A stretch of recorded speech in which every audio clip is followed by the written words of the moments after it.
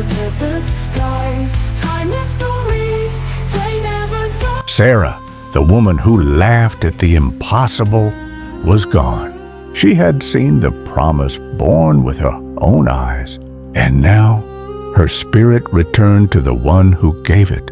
Abraham wept for her in the fields of Hebron. The tent that once echoed with laughter now stood silent. But love, even in death, demanded honor. Abraham rose and spoke to the sons of Heth. I am a stranger and a sojourner among you. Grant me a burial place among you, that I may bury my dead out of my sight.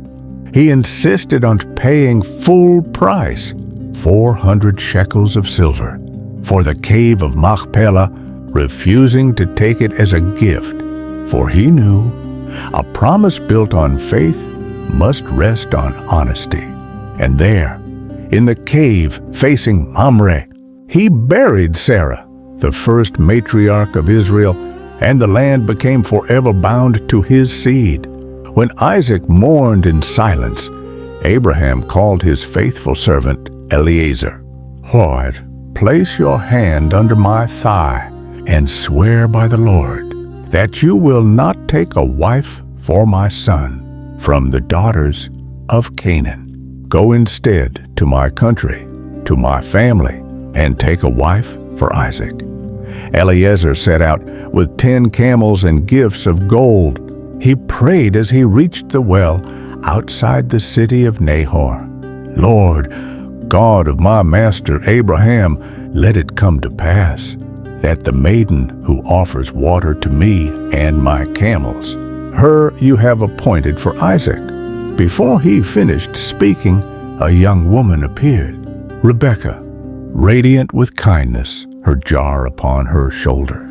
He asked, Please, let me drink a little water from your jar.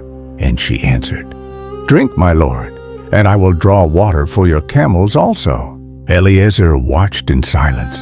Every drop of water confirmed his prayer.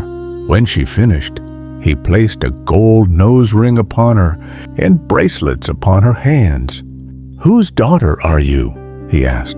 And when he heard she was kin to Abraham's family, he bowed to the ground and whispered, Blessed be the Lord, who has not forsaken his steadfast love. Rebekah's family agreed to the match. But when asked, Will you go with this man? She answered without hesitation, I will go.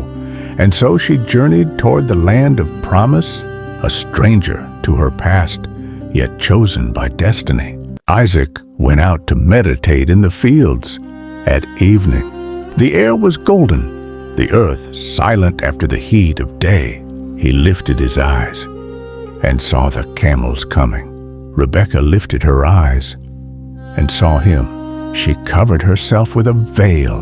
Eliezer said, This is my master Isaac. And Isaac brought her into the tent of Sarah his mother. He loved her, and he was comforted after his mother's death. Abraham lived to see his son's joy. He took another wife, Keturah, and fathered more children, but his covenant, his destiny, belonged to Isaac alone. At 175 years, Abraham breathed his last and was gathered to his people.